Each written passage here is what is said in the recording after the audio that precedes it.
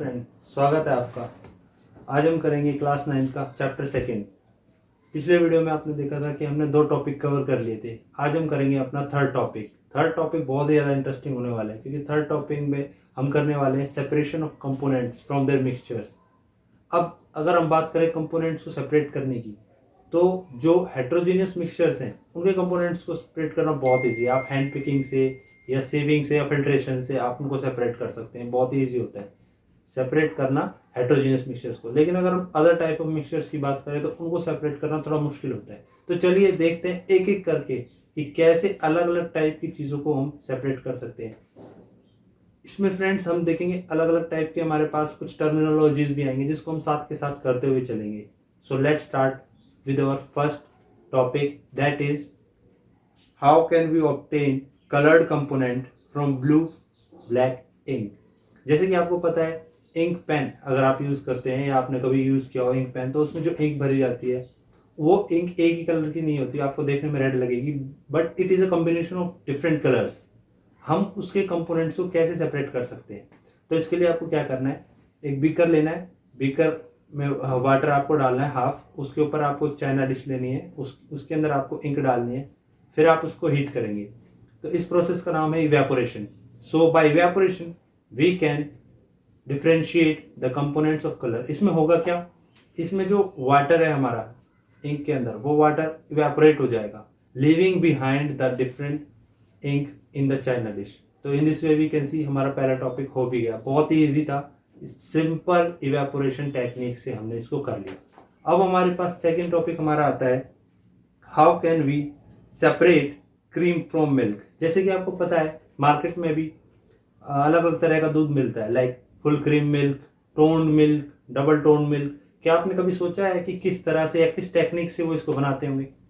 अगर आप कहीं पे देखते हैं कि ये फुल क्रीम मिल्क है, तो इसका मतलब उसमें से उन्होंने बिना कोई मेथड नहीं लगाया, जो क्रीम जो चीज़ थी दूध में वो की वही है। लेकिन अगर आप कहीं देखते हैं टोन्ड मिल्क लिखा हुआ है, इसका मतलब कोई टेक्निक लगा के उन्होंने उसमें से क्रीम को निकाल लिया।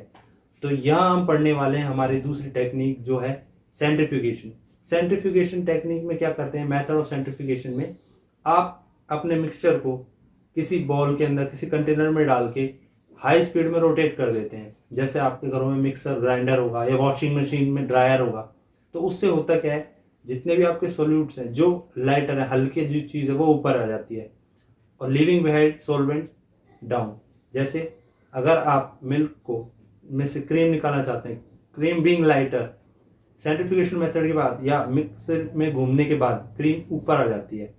तो इस मेथड को हम बोलते हैं सेंट्रीफ्यूगेशन मेथड। इसका इस्तेमाल करते हैं हम लैब में करते हैं, आपके ब्लड टेस्ट के दौरान लैब में इसका यूज़ होता है, और मिल्क में से क्रीम निकालने के लिए आप इसका यूज़ कर सकते हैं।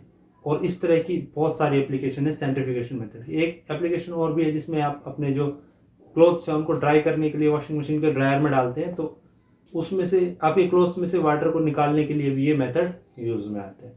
तो हमने देखा कितने इजीली हमने 2 मेथड्स कर लिए हैं। अब हम चलते हैं हमारे थर्ड मेथड के ऊपर, वो है how can we separate mixture of 2 immiscible liquids.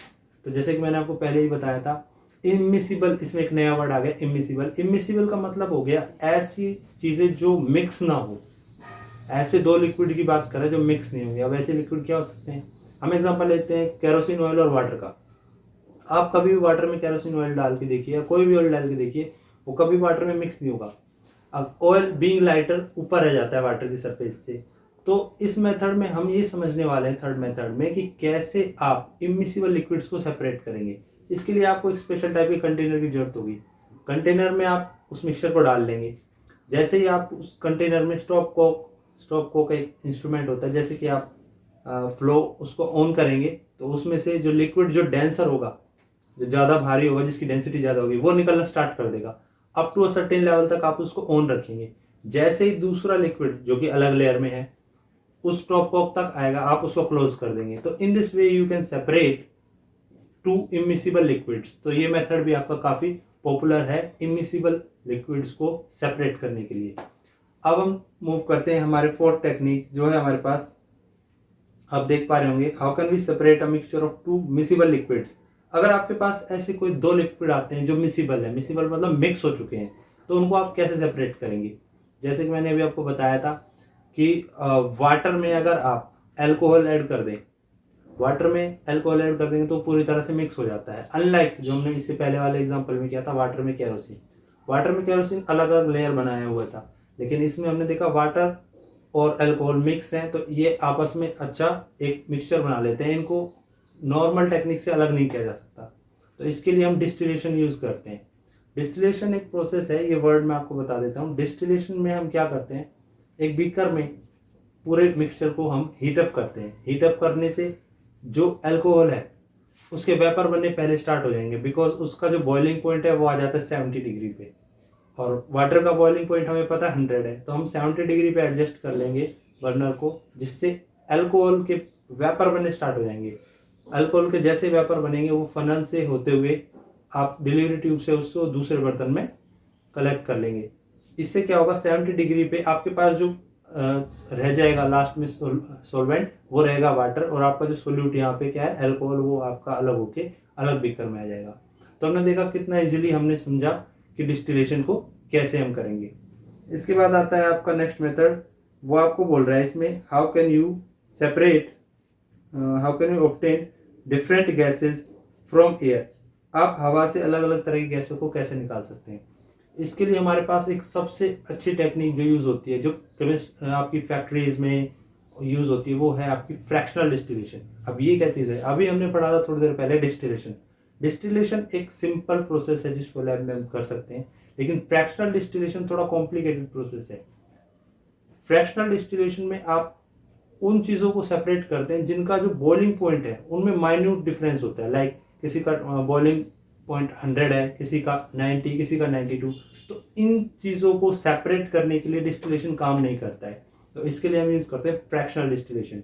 अब जैसे कि मैंने बताया कि एटमॉस्फेयर में हमें पता है बहुत तरह की गैसेस होती हैं, नाइट्रोजन भी है, ऑक्सीजन है, कार्बन डाइऑक्साइड है, वाटर वेपर्स हैं, आर्गन, रेडॉन एक्सेट्रा।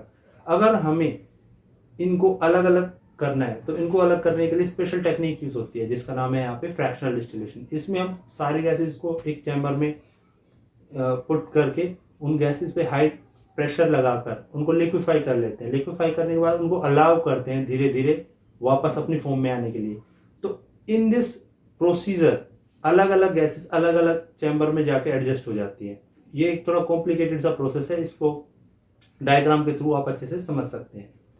अब हम मूव करते हैं अपने नेक्स्ट टॉपिक की तरफ, वो है आपका सब्लिमेशन। सब्लिमेशन वर्ड आपने पहले भी सुना है, मैंने आपको टर्मिनोलॉजीज में बताया था। Sublimation is a process in which a matter और substance converts into another state without being changing into liquid. यानी कोई सॉलिड है वो गैस में, कोई गैस है वो सॉलिड में कन्वर्ट हो जाएगा बिना लिक्विड में चेंज हुए। तो सब्लिमेशन में हम क्या करेंगे, सपोज हमारे पास एक मिक्सचर है साल्ट और कैम्फर का। साल्ट यानी नमक, नॉर्मल जो का टेबल सॉल्ट होता है NaCl, और कैम्फर यानी कपूर की गोली जो मंदिर में आपने देखी होगी। तो इनका एक मिक्सचर हो गया, सपोज पाउडर फॉर्म में हो गया, कैसे भी ये मिक्स हो गए हैं, किसी ने इनको मिक्स कर दिया और आपसे कहा गया है कि इनको आप सेपरेट कीजिए। तो इनको सेपरेट करने के लिए आपको क्या करना है, पूरे मिक्सचर को थोड़ा सा हीटअप करना है। जैसे आप उसको हीटअप करोगे तो salt will be remaining in the container and the vapours of camphor will move upward. अगर आप ऊपर कोई प्लेट या कोई टेस्ट ट्यूब सराउंडिंग कैप रख देंगे तो सारा कैम्फर जाके उस पर स्टिक हो जाएगा, जबकि सॉल्ट आपका नीचे बेस पे रह जाएगा। तो इस तरह से हमने देखा सब्लिमेशन कैसे काम करता है। तो आई होप सो आपको ये सारे मेथड्स इजी लगे होंगे, because these methods are really easy and we need them to separate different components from their constituent solvent. एक बार मैं फिर आपको सॉल्यूट और सोलवेंट बताना चाहूँगा।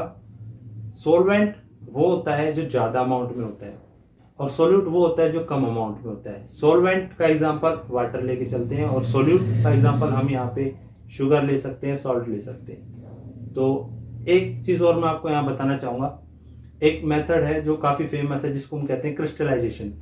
क्रिस्टलाइजेशन वो मेथड है जो पॉसिबल करता है कि सपोज आपने किसी बीकर में वाटर में शुगर को ऐड कर लिया है, आपसे कोई कहे कि क्या आप इसमें से शुगर निकाल सकते हो वापस, आप कहोगे बिल्कुल नहीं, इम्पॉसिबल है। तो क्रिस्टलाइजेशन मेथड आपको हेल्प करता है उस घुली हुई शुगर को वापस निकालने में उस वाटर से। अब कोई कहे कि ऐसे तो सॉल्ट हम निकाल सकते हैं, बिल्कुल निकाल सकते हो, आप इवेपोरेशन से कर सकते हो।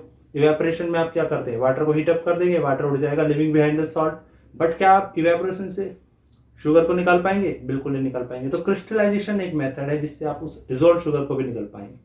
कैसे? आपको क्या करना है, क्रिस्टलाइजेशन करने के लिए शुगर का, आपको एक शुगर थोड़ी सी किसी कपड़े में बांध के उधर एक कॉटन थ्रेड के साथ लटकानी है उस बीकर के अंदर, होल नाइट के लिए उसको छोड़ना है। अगले दिन जब आप आके देखेंगे तो उसके ऊपर आप देखेंगे पानी में से जो डिजोल्व शुगर थी वो उसके ऊपर चिपक जाएगी और उसका जो मास, जो आपने थोड़ी सी शुगर ली थी कपड़े में, उसका बढ़ जाएगा। पानी में से जो डिजोल्व शुगर थी वो सारी उस पर आ गई। तो हमने देखा कैसे क्रिस्टलाइजेशन हेल्प करती है डिजोल्व शुगर को भी निकालने में पानी में से। तो अब हमारे पास आता है नेक्स्ट टॉपिक, वो है क्रोमेटोग्राफी। क्रोमेटोग्राफी नाम से आपको थोड़ा सा अजीब सा लग रहा होगा, लेकिन है बहुत ही इजी प्रोसेस। क्रोमेटोग्राफी में आप एक थिन पेपर स्ट्रिप लेते हैं, उसके ऊपर कोई इंक या कोई भी कलर आप उस पर एक डॉट बना लेंगे। इसका मेथड मैं आगे बताने से पहले आपको थोड़ा सा हिंट देना चाहूँगा। जैसे हम दिया जलाते हैं, उसमें आप घी या तेल डालते हैं, उसमें आप एक कॉटन की जो उसमें रुई लगाते हैं ना, तो जो ऑयल है या जो घी है वो धीरे धीरे ऊपर चढ़ता है उसमें, तो वो कैपिलरी एक्शन होता है। तो क्रोमेटोग्राफी मैंने अभी बताया आपको, पेपर क्रोमेटोग्राफी हो सकती है, कॉलम क्रोमेटोग्राफी हो सकती है।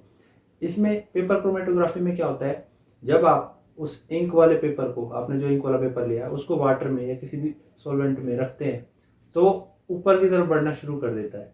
वाटर मॉलिक्यूल्स ऊपर की तरफ बढ़ते हैं तो आपके जो कलर्ड कंपोनेंट्स हैं इंक के वो भी ऊपर बढ़ने लगते हैं। अलग अलग रीच होती है अलग अलग कलर की। सपोज रेड कलर कुछ सेंटीमीटर तक गया, ब्लू कलर जो उसमें मिक्स होगा वो थोड़ा और ऊपर जाएगा। ये खास आप ब्लैक इंक पे कर सकते हैं, ये ज़्यादा सुटेबल होता है उसके लिए। अगर आप कॉलम क्रोमेटोग्राफी की बात करते हैं तो उसमें भी कैपिलरी एक्शन होता है, वो थोड़ा सा अलग है और आपके सिलेबस से बाहर है, तो इसलिए हम अभी बात करेंगे पेपर क्रोमेटोग्राफी की। तो आपने यहाँ देखा कि पेपर क्रोमेटोग्राफी में आपको चाहिए वाटर, एक बीकर में वाटर चाहिए, ड्राई पेपर चाहिए और एक ब्लैक इंक का स्पॉट चाहिए उस पेपर पे। तो इस तरह से हमने देखा हमारे सारे जितनी भी टेक्निक्स हमने अभी की बहुत ही इजी वे में हमने कर ली।